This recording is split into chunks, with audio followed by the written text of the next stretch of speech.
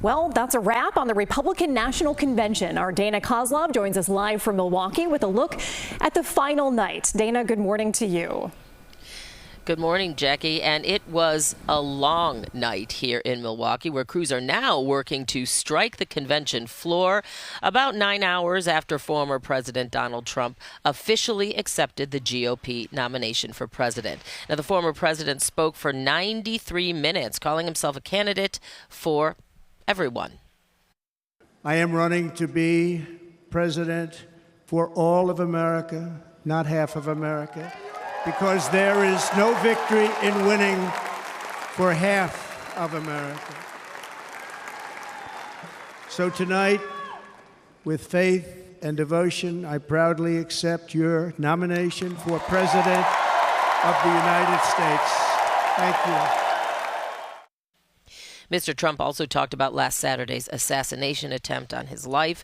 Trump says it's something he won't speak about again because he says it's too painful. But he painted a picture of everything that happened at that rally in Pennsylvania leading up to the shooting, including the moment he realized he'd been grazed by a bullet.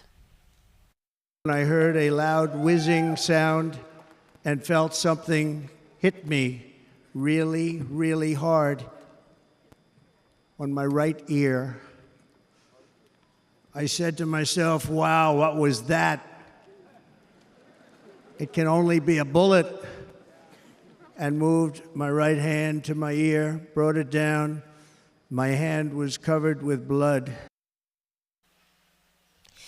Next to him on stage was Corey Comperatore's jacket and helmet. He is the firefighter killed in that rally shooting. Trump held a moment of silence for him and kissed his helmet.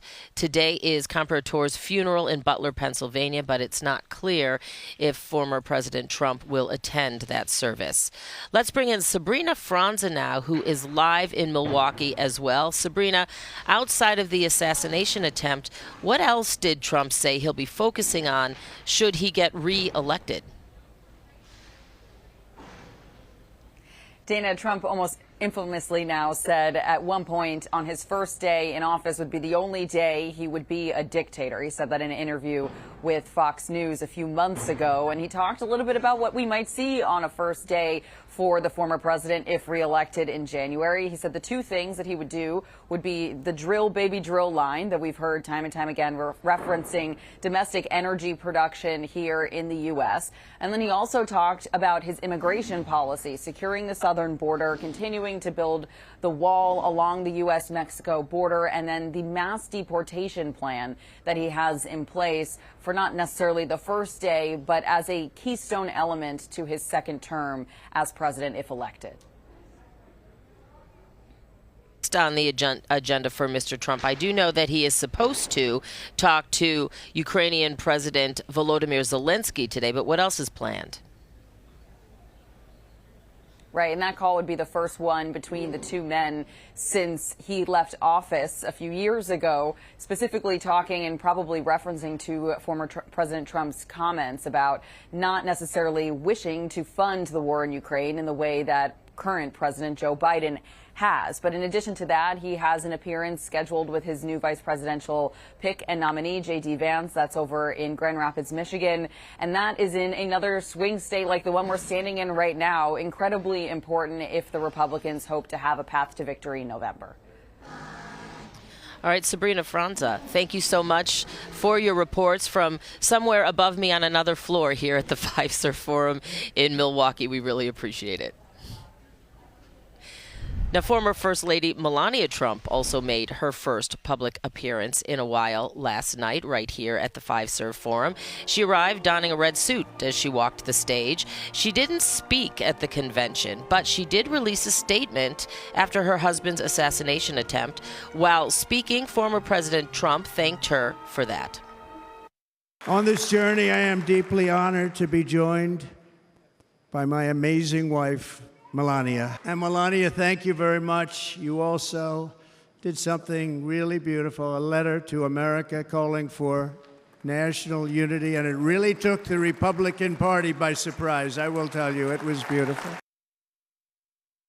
Now, Melania Trump did join her husband and family on stage for a balloon drop to close out the RNC. About 100,000 red, white, and blue balloons rained down on the crowd here. And as the Republicans closed out their convention, Democrats are in turmoil over the future of President Joe Biden as that party's nominee. Calls are growing for Biden to step down, including from more top leaders within the Democratic Party. Some senior House Democrats tell CBS News that Biden could leave the ticket in the next 3 to 5 days. Senate Majority Leader Chuck Schumer, House Minority Leader Hakeem Jeffries, and Congressman Jamie Raskin are just a handful of the dozens of Democrats calling for Biden to step down. The most recent CBS poll, though, shows Biden trailing Trump 48 to 51. Now, this is a poll of key battleground states. That's actually a statistical dead heat. But nationally, Trump is up 5 points. So far, President Biden has still said he's staying in the race, and his campaign insists he has a chance to win. But, Jackie, it's going to be really interesting here and across the country when it comes to the Democratic ticket, something that we will be hearing, I'm sure, more about in the next few days. Back to you. Absolutely. And with the DNC now just under a month away. Dana, thank you so much for all of your hard work and coverage this week.